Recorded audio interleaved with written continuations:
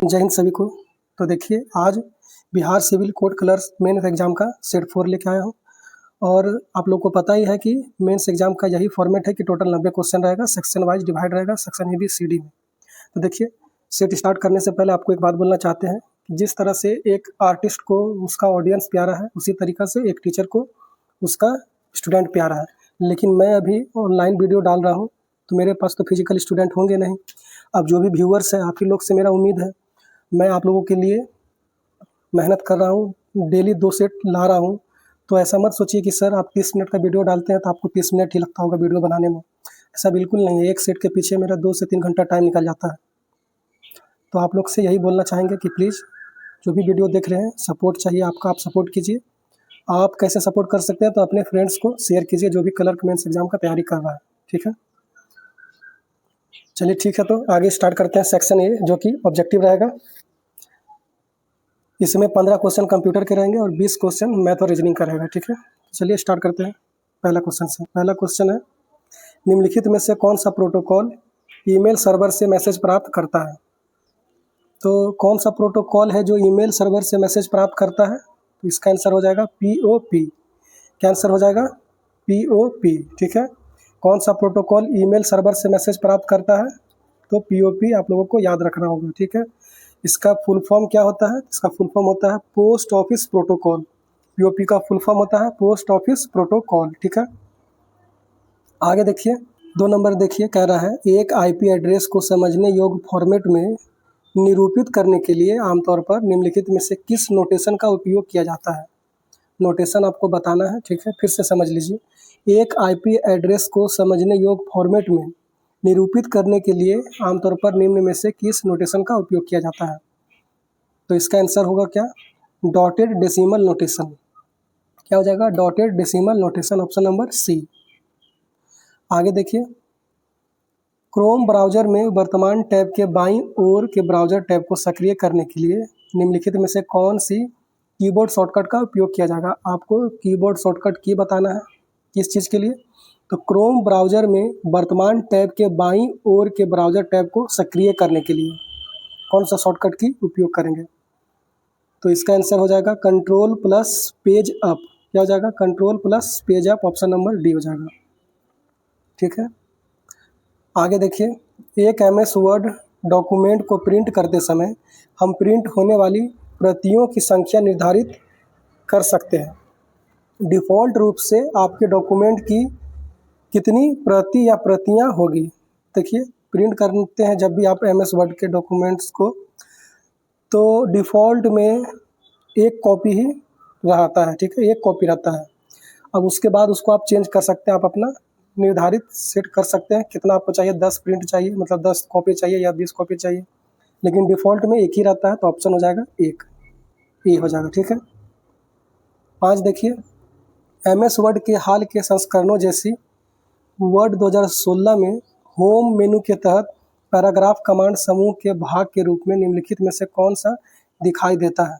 देखिए इतना घुमा रहा है आपको, शॉर्ट में समझिए। MS वर्ड जो है 16 में जो MS वर्ड आया था वो कह रहा है, तो इसका है कि होम मेनू के तहत पैराग्राफ कमांड समूह के भाग के रूप में कौन सा दिखाई देता है?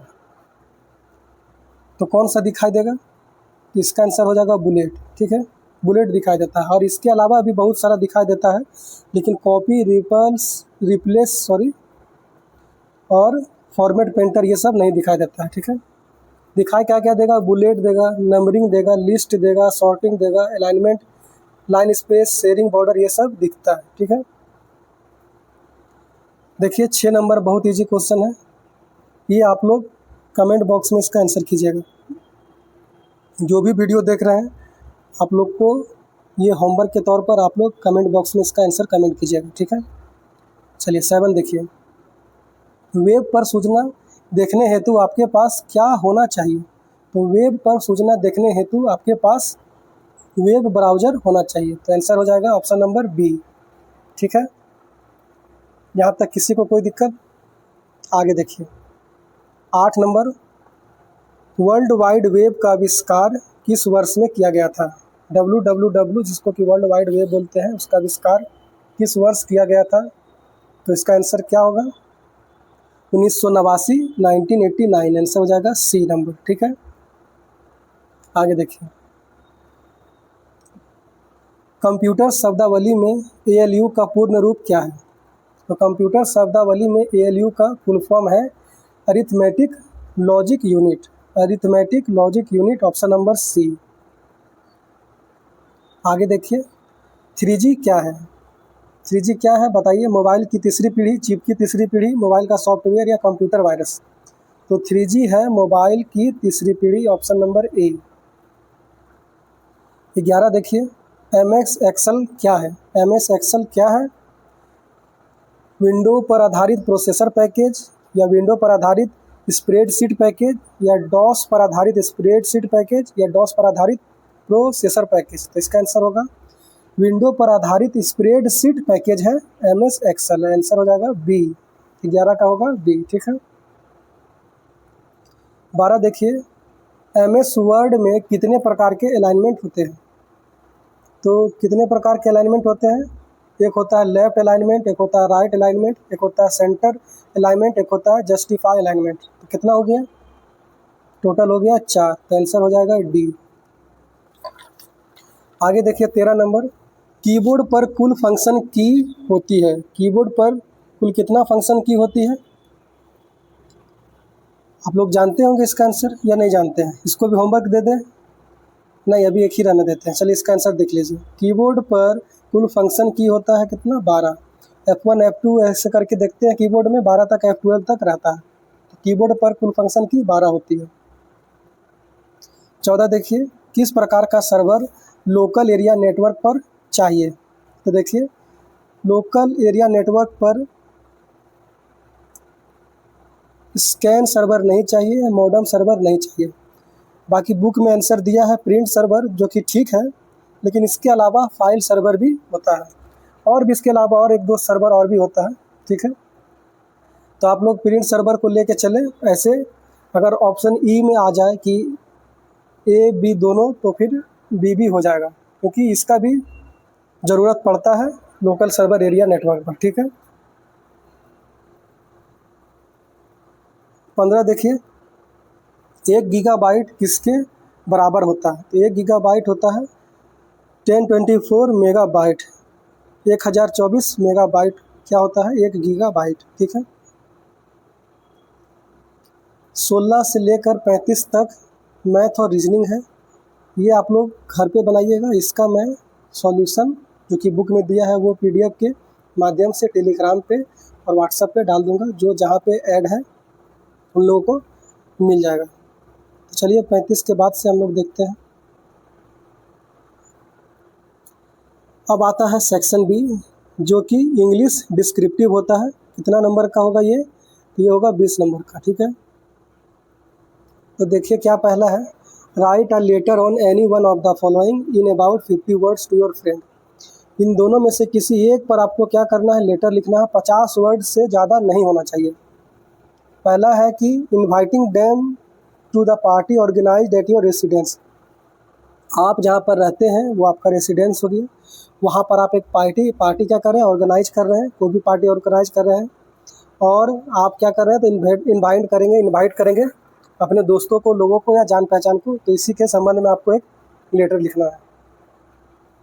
दूसरा है कि say why you are planning a party. दूसरा लेटर ये लिखना है कि आप पार्टी प्लान क्यों कर रहे हैं। आपका बर्थडे है, मैरिज एनिवर्सरी है, या क्या हो गया है, तो वही आपको लिखना है। ब्रेकअप पार्टी है, अगर उसका प्लानिंग कर रहे हैं पार्टी का, तो आप फिर वो लिखिए। तो देखिए, ये दोनों में से कोई एक लिखना है। आपको जो सुविधा लगे, जो अच्छा लगे, वो आप लिखिए। 2 देखिए, read the passage given below and answer the question based on it. तो आपको पैसेज दिया गया है, पैसेज के आधार पर आपको आंसर करना है। देखिए, ये सेक्शन मैं करा देता हूँ, ऐसे आप लोग खुद से भी कर सकते हैं। मेरा तरीका देख लीजिए कैसा है। तो देखिए, पैसेज आपको अगर एग्ज़ाम में आए तो मेरे हिसाब से सबसे पहले आप क्वेश्चन देखिएगा। ठीक है, बाकी आप जैसे करते हैं आपका भी तरीका सही है, कोई दिक्कत नहीं है। मैं इस तरह से करता हूँ। Who invented the printing press and when. Printing press को कौन इन्वेंट किया और कब किया, ये आपको पूछा है पहला क्वेश्चन। चलिए आप पढ़ते हैं। The invention of the printing press by Johannes Gutenberg in the mid 15th century marked a turning point in human history. देखिए पहला का आंसर आ गया, who invented the printing press था एंड व्हेन था, तो इसका आंसर हो जाएगा Johannes Gutenberg invented printing press in the mid 15th century, यही हो जाएगा पहला का आंसर। सेकंड क्या है, बी। बी देखिए, how were books made before the printing press. Printing press से पहले बुक्स जो थे कैसे बनते थे। आइए आगे पढ़ते हैं, ह्यूमन हिस्ट्री तक पढ़ लिए। अब देखिए, बिफोर दिस इनोवेशन मतलब प्रिंटिंग प्रेस आने से पहले books were laboriously copied by hand making them expensive and inaccessible to the most people. तो कह रहा है कि प्रिंटिंग प्रेस के आविष्कार होने से पहले बुक्स कैसे कॉपी होता था, तो लेबोरियसली कॉपीड बाय हैंड, हाथों से लोग क्या करते थे, मेहनत करके उसको कॉपी करते थे, और ये क्या हो जाता था, महंगा हो जाता था, और इनएसेसिबल टू मोस्ट पीपल, बहुत लोगों तक ये पहुंच नहीं पाता था। तो आपसे यही पूछा था सेकंड में कि प्रिंटिंग प्रेस से पहले कैसे बुक बनता था, उसका कॉपी कैसे होता था। तो इसका आंसर हो जाएगा books were laboriously copied by hand. क्या हो जाएगा answer, books were laboriously copied by hand, यही हो जाएगा आंसर। सी देखिए, पूछ रहा है आपसे, what two historical movements were impacted by the printing press. कौन सा दो हिस्टोरिकल मूवमेंट था जो कि प्रिंटिंग प्रेस से इम्पैक्ट पड़ा उस पर, ठीक है, प्रभाव पड़ा। तो देखिए यहाँ पे साफ आंसर दिख रहा है आपको, the renaissance and reformation, two major historical movement, यही दो मेजर हिस्टोरिकल मूवमेंट है। क्या हो जाएगा, renaissance and reformation, the reformation, यही आपको आंसर लिख देना है, the renaissance and the historical movement were impacted by the printing press, ठीक है। डी देखिए, what was the overall impact of the printing press. Printing press का ओवरऑल इम्पैक्ट क्या पड़ा। तो यहाँ देखिए, जब ये सब सेंटेंस आप पढ़ लेंगे तो यहाँ पे दिखेगा आपको, the printing press impact on literacy education and the spread of ideas was profound and long lasting. तो यही आंसर हो जाएगा कि ओवरऑल क्या इम्पैक्ट पड़ा था, the printing press impact on literacy education and spread of ideas war profound and long lasting, यही हो जाएगा आंसर, ठीक है। थर्ड देखिए, right a paragraph in about 100 words on any of the following topic. कोई एक, दोनों में से कोई एक टॉपिक पे आपको एक पैराग्राफ लिखना है 100 वर्ड के अंदर। पहला टॉपिक है कास्ट डिस्क्रिमिनेशन, जातीय भेदभाव, और दूसरा है increasing crime against womens, womens के अगेंस्ट क्राइम बढ़ते जा रहे हैं, इसके बारे में आपको लिखना है। जो आपको अच्छा लगे दोनों में से किसी एक पे 100 वर्ड के अंदर लिखिए। 4 देखिए, correct the given sentences and rewrite them. Sentence को आप सही कीजिए, उसके बाद उसको फिर से लिखिए। तो पहला देखिए लिखा है, I wants to borrow your bicycle for a day. मैं तुम्हारा बाईसाइकिल को, बोरो मतलब एक दिन के लिए लेकर चलाना चाहता हूँ, या कुछ भी कीजिए आप कह रहे हैं कि मैं तुम्हारा साइकिल एक दिन के लिए बोरो करना चाहता हूँ, ठीक है। तो देखिए यहाँ पे लिखा है आई वांट्स। आप कभी ऐसा सेंटेंस यूज किए कि आई के साथ वर्ब में एस लगा दें, नहीं, क्योंकि ये तो लगता है थर्ड पर्सन सिंगुलर नंबर के साथ, जैसे कि ही, सी, इट, राम, श्याम, कोई भी नेम, तब फिर एस लगेगा या यस लगेगा, लेकिन आई के साथ तो एस नहीं लगेगा वर्ब के लास्ट में। तो यहाँ पे यही सही होगा, I want to borrow your bicycle for a day, यही सही आंसर हो जाएगा। बी देखिए, India has produce many well known scientists who have received accolades all over the world. कह रहा है कि इंडिया बहुत सारा साइंटिस्ट, नामी साइंटिस्ट को क्या क्या प्रोड्यूस किया, जिसको कि बहुत सारा पुरस्कार पूरा वर्ल्ड में मिला।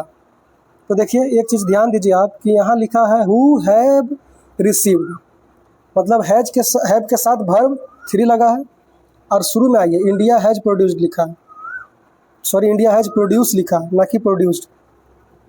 तो यहाँ पर भी क्या होगा, हैज के साथ आपको वर्ब 3 लगाना पड़ेगा। यहाँ पे आप क्या कीजिएगा, प्रोड्यूस्ड कीजिएगा। ई के बाद में क्या लगाना है आपको, डी लगाना है, डी लगाकर सही हो जाएगा, India has produced many well known scientist, यही आंसर हो जाएगा, ठीक है। सी देखिए, सी कह रहा है did you forgot to post the letter that I gave you. तो देखिए यहाँ पे क्या गलती है कि डिड यू के बाद जो आता है वो आता है वर्ब 1, क्योंकि डिड खुद में ही क्या हो गया, पास्ट टेंस का बाद चला गया, तो फॉरगोट नहीं आएगा, डिड यू फॉरगेट होता है, ठीक है। याद रखिएगा, डिड यू के साथ वर्ब 3 नहीं लगाएंगे, ना वर्ब 2 लगाएंगे, क्या लगाएंगे, डिड यू वर्ब 1 मतलब कि फॉरगेट हो जाएगा, क्या हो जाएगा, फॉरगेट। FORGET लगेगा तो सही आंसर हो जाएगा। ठीक है। 5 नंबर देखिए, कह रहा है कि correct the incorrectly spelled word guidance. तो गाइडेंस का स्पेलिंग जानते हैं क्या होता है? GUIDEN होता है CE। ठीक है। यहाँ पे क्या लिखा है? DENC, तो यही हो जाएगा मिस स्पेल्ड। ठीक है। आपको ये आंसर लिख देना है कॉपी पे। आगे देखिए, ग्लिच का स्पेलिंग गलत लिखा है, इसका स्पेलिंग होगा GLITCH। क्या हो जाएगा? Glitch, GLITCH। ठीक है।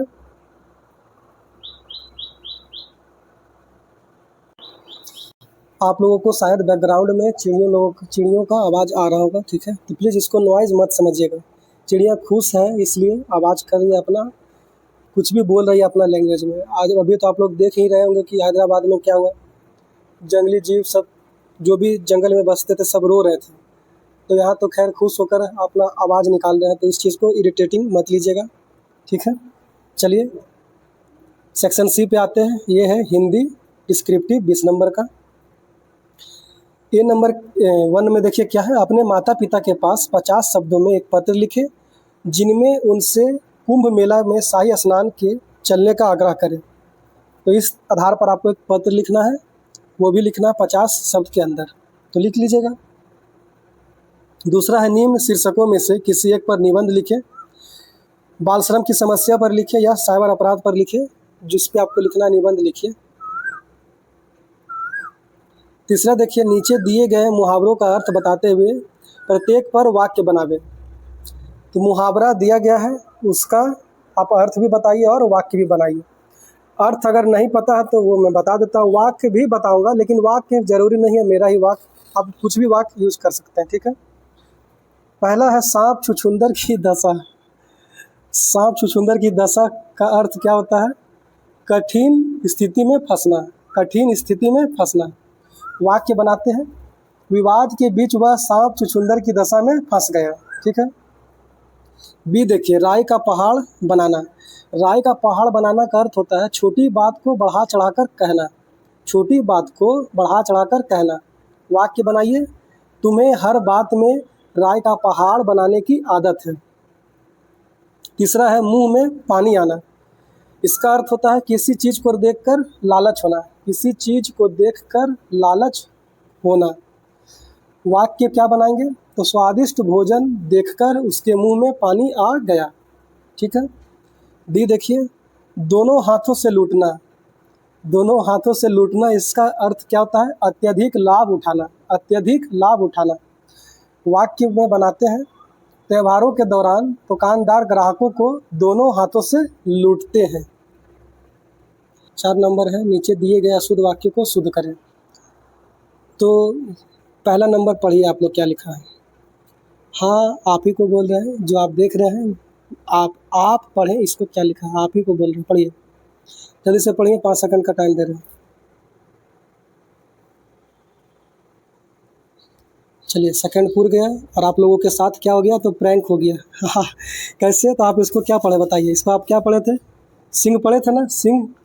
लेकिन ये सिंह नहीं लिखा है, सिंहन लिखा है। सिंह कैसे होता है? जंगल वाला सिंह ऐसे लिखाता है, स में ऊपर में अनुस्वार रहेगा तब होगा सिंह। तो यही चीज़ आपको सुधारना था और ये आप सुधार कर आंसर सही कर दिए। बी देखिए, माँ अपने बच्चों का ख्याल रखती है। ख्याल गलत है, रखती गलत है। ख्याल होगा कैसे? ख्याल। रखती कैसे होगा? रख तुम्हें दुर्गे का ती। तीसरा देखिए, सभी विद्यार्थियों ने मिलकर समारोह मनाई। मनाई नहीं, मनाया। सभी विद्यार्थियों ने मिलकर समारोह मनाया।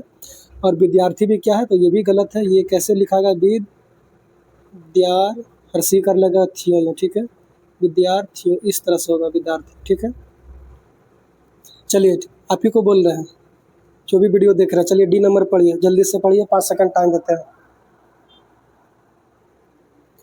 तो लीजिए, आपसे दूसरा प्रैंक भी हो गया। ये प्रैंक क्या था? आप इसको सुबह पढ़ लिए, ये सुबह नहीं है, सुबह है। ठीक है। तो ये सही होगा क्या? स्व में सुकर ब सुबह। ठीक है। कि सेहत से तंदुरुस्ती अच्छी रहती है। ये है नहीं होगा, यहाँ पे है होगा। ठीक है। यहाँ पे यही चेंज होगा, सुबह और रहती है नहीं, है होगा, ठीक है। चलिए ई का सही करके बताइए। तो रामू गलत है, रामू में राम में आकर म में दोनों का रामू होता है। और दौड़ नहीं होता है, दौड़ होता है, दौड़ दौड़ होता है। रामू ने मैदान में दौड़ लगाई, ठीक है। आइए अब सेक्शन डी की तरफ चलते हैं। सेक्शन डी क्या है? लघु उत्तरीय प्रश्न है, शॉर्ट, वेरी शॉर्ट आंसर है इसमें, ठीक है। 15 मार्क्स का रहेगा, जीके और करंट अफेयर बेस्ड रहेगा। पहला का आंसर कीजिए, भारत में राजनीति के निर्देशक तत्व का मुख्य उद्देश्य क्या है? तो इसका मुख्य उद्देश्य क्या है? नीति, राज्य के नीति निर्देशक तत्व का, जिसको कि डीपीएसपी बोलते हैं, इसका मुख्य उद्देश्य है समाज कल्याण और न्याय। यही इसका मुख्य उद्देश्य है, क्या? समाज कल्याण और न्याय। 12 देखिए,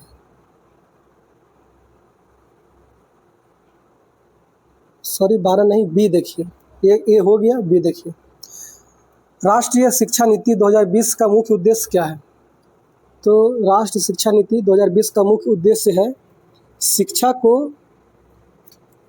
को रोजगार परक बनाना। शिक्षा को क्या बनाना? रोजगार परक बनाना। शिक्षा को क्या बनाना है? तो रोजगार परक बनाना है। सी देखिए, भारत की सबसे प्राचीन सभ्यता कौन सी है? ये तो आप लोग जानते ही होंगे, सिंधु घाटी सभ्यता, ठीक है। सिंधु घाटी सभ्यता हो जाएगा, ठीक। आगे चलिए। डी है, राष्ट्रीय पंचायती राज दिवस कब मनाया जाता है? तो राष्ट्रीय पंचायती दिवस 24 अप्रैल को मनाया जाता है। 24 अप्रैल को मनाया जाता है राष्ट्रीय पंचायती राज दिवस, 24 अप्रैल। ये देखिए, भारतीय संविधान का कौन सा भाग संघ और राज्यों के बीच शक्ति वितरण का प्रावधान करता है? तो संघ और राज्यों के बीच कौन सा भाग है जो कि शक्ति वितरण का प्रावधान करता है? तो भाग हो जाएगा 11, भाग हो जाएगा 11, भाग हो जाएगा 11। बहुत इजी है। किस नदी को बंगाल का शोक कहा जाता है? ये आप लोग का होमवर्क है, प्लीज़ आप लोग इसको इग्नोर मत करें। आप लोग कमेंट बॉक्स पे कमेंट करें, ठीक है। अब तक 2 क्वेश्चन दिए हैं, एक कंप्यूटर से है और एक जीके से। आइए जी देखिए, किस अनुच्छेद में श्रमिकों के आधार का उल्लेख है? तो श्रमिकों के अधिकार का उल्लेख पूछ रहा है। कौन सा अनुच्छेद है? तो ये हो जाएगा अनुच्छेद 23 और 24। 23-24 में क्या है? श्रमिकों के अधिकार का उल्लेख है, ठीक है। आगे देखिए, एच नंबर, राष्ट्रीय किसान आयोग का गठन कब हुआ? तो राष्ट्रीय किसान आयोग का गठन हुआ 2004 में। देखिए, मैं जीके को लेंदी भी कर सकता हूँ, लेकिन मुझे पता है कि ऐसा ऐसा चीज़ आप लोगों को आता ही होगा, इसलिए लंबा नहीं कर रहे हैं। ना कि लंबा करने पे क्या होगा, थोड़ा थोड़ा डिटेल करेंगे तो लॉन्ग वीडियो बन जाएगा। जीके आप लोग ऐसे भी पढ़े ही हैं, इसलिए शॉर्ट में ही आंसर देकर आगे बढ़ रहे हैं। वैसे अब अनुच्छेद 23 में क्या है, 24 में क्या है, ये आप भी जानते हैं, हम भी जानते हैं। अब इसको अगर रिपीट करेंगे तो टाइम बर्बाद होगा, वीडियो लंबा बनेगा। चलिए आइए देखिए, पहले देख लीजिए, राष्ट्रीय किसान आयोग का गठन कब हुआ? तो ये हो जाएगा 2004 में, याद रखिएगा, राष्ट्रीय किसान आयोग का गठन 2004 में। रणथंभौर टाइगर रिजर्व किस राज्य में स्थित है? तो रणथंभौर टाइगर रिजर्व स्थित है राजस्थान में। कहाँ है? राजस्थान में। रणथंभौर टाइगर रिजर्व कहाँ है? राजस्थान में। ये देखिए, 2024 में भारत ने कौन सा नया अंतरिक्ष मिशन शुरू किया? तो 2024 में कौन सा मिशन शुरू किया? तो ये हो जाएगा आदित्य L1। आदित्य L1 क्या जाएगा? आदित्य L1, यही मिशन शुरू हुआ था, ठीक है। ये देखिए, हाल ही में भारत ने किस देश के साथ रक्षा सहयोग बढ़ाया? तो भारत ने किस देश के साथ रक्षा सहयोग बढ़ाया? तो आंसर हो जाएगा फ्रांस के साथ। किसके साथ? फ्रांस के साथ। सहारा रेगिस्तान किस महाद्वीप में स्थित है? तो सहारा रेगिस्तान जो है ये कहाँ है? अफ्रीका में है। कहाँ है? अफ्रीका में, ठीक है। थार मत समझ लीजिएगा कि भारत में है। ऐसा मेरे साथ होता था बच्चा में, जब क्लास 6 में थे तो कंफ्यूज हो जाते थे, क्योंकि लगता था कि सहारा जो वर्ड है ये तो हिंदी वर्ड है, तो अफ्रीका में कैसे चल जाएगा, तो इस तरह से इंडिया ही बोल देते थे। लेकिन ये गलत है। एम में देखिए, एम आगे देखते हैं, एम क्या है? मूल अधिकार संविधान के किस भाग में वर्णित है? तो मूल अधिकार जो है ये है भाग 3 में। किसमें है? भाग 3 में। मूल अधिकार किसमें है? भाग 3 में है।